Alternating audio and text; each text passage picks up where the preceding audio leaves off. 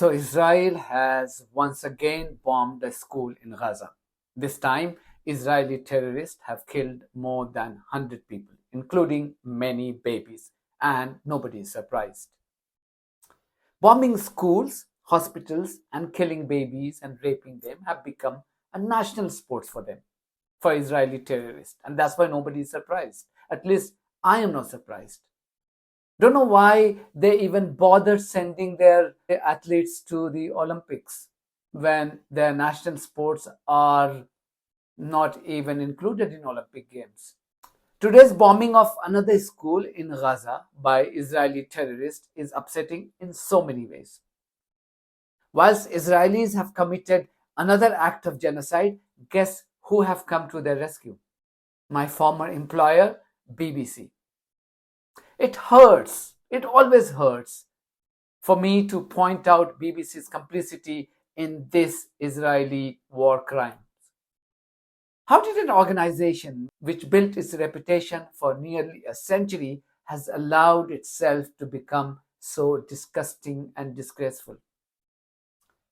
BBC did a long piece on its website on today's bombing of a Palestinian school by Israeli terrorists. The headline of the piece, authored by Barbara Plett-Usher, who used to be the BBC's Pakistan correspondent when I was with the BBC, and Thomas McIntosh, read, "Dozens reportedly killed in Israeli strike on Gaza." Reportedly. You know what reportedly means? Reportedly killed means BBC, with more than 20,000 staff worldwide, is not sure if indeed dozens were killed or not. They may have been killed, they may not have been killed. That's how disgusting the BBC has become. A shameless attempt to downplay Israeli act of terror at a time when every publication in the world, every publication, even the pro-Zionist media channels were reporting the murder of more than 100 people in that bombing. The online piece by the BBC starts with these lines. As if the headline wasn't disgusting enough, read the first few lines of their online piece written by Barbara Plett-Usher and Thomas McIntosh. Gaza's Hamas-run civil defense agency says an Israeli airstrike on a school building sheltering displaced Palestinians in Gaza City has killed dozens of people. Did you notice anything here? Not only did the BBC attempt to make light of Israeli genocide in its headline, it also criminally started the piece by attributing everything to Hamas. Meaning, it's Hamas who are saying this. So take the news with a pinch of salt. So shameless. In contrast, as I said, see how Sky News reported the news. Sky News headline read, 80 people killed in Israeli strike on school turned shelter in Gaza City, Palestinian officials say. So Sky News made it clear from its headline that not dozens, but 80 people were killed by Israelis in a school which was functioning as a shelter for already displaced population. Now, can you imagine? That's how pathetic BBC's journalism has become. That the corporation funded by your money and my money makes even Sky News look like a beacon of hope for journalism in the UK. On a serious note, we must congratulate Sky News for being so truthful on this story. You remember how BBC covered the story of a blast in a Ukrainian hospital recently? The story was everywhere on the BBC, even though the number of people killed was 21. But since those killed in Ukraine were blue-eyed Europeans, this warranted more seriousness from the BBC. As for the Palestinians, these non-white Arabs are meant to be treated like this, isn't it? Why should the BBC be bothered about reporting their plight objectively or with a tinge of seriousness? No wonder the story found a passing reference, just a passing reference, in its breakfast show this morning. Gaza's civil defense agency has said around 100 people have been killed in an Israeli airstrike on a school in Gaza City. The Hamas-controlled agency said 3 Israeli rockets hit the school, which was being used to house displaced civilians. The Israeli military has confirmed that a strike took place, but says the target was a Hamas command center embedded in the school. Ticking the box exercise and job done. What a disgrace BBC has become. Francesca Albanese, UN Special Rapporteur on the Occupied Palestinian Territories, has reacted very angrily. Remember Francesca, who in March this year had told the world that Israeli crimes in Gaza crossed the threshold of genocide. No wonder she is seething in anger.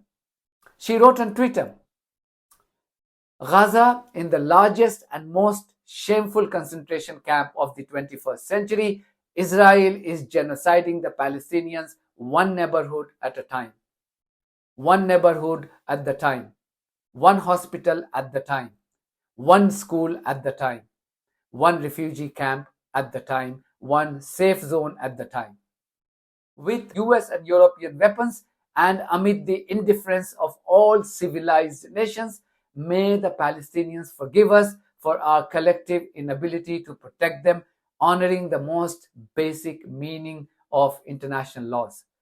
Now replace Israel with any other country not supported by the criminal West, and you would see the reaction from the US, the UK, and the NATO.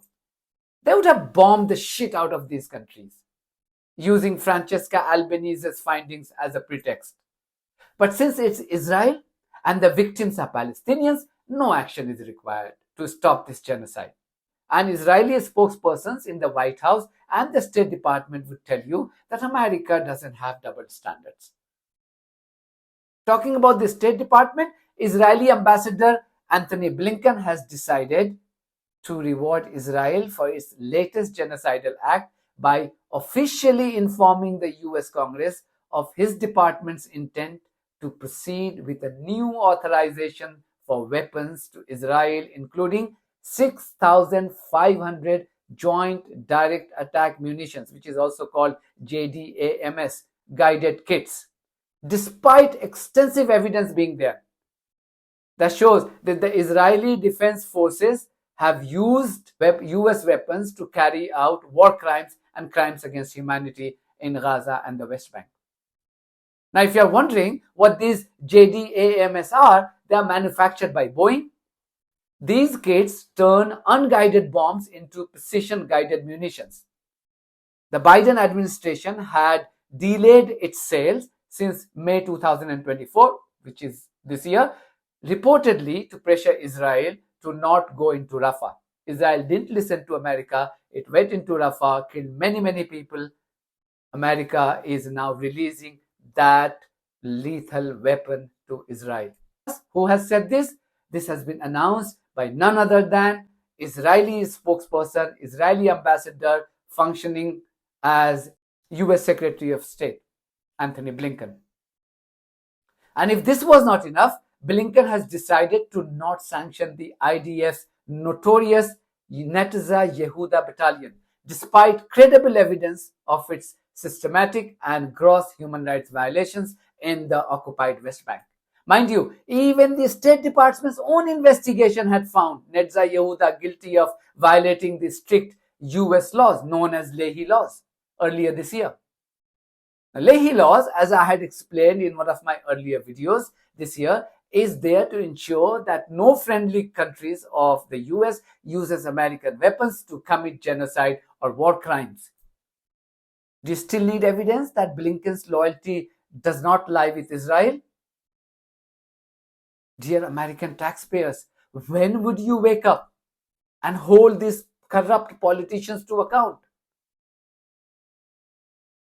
Thank you very much for watching this video. If you haven't subscribed to my channel, please do so, because that's one of the many ways you can support independent journalism. God bless you all.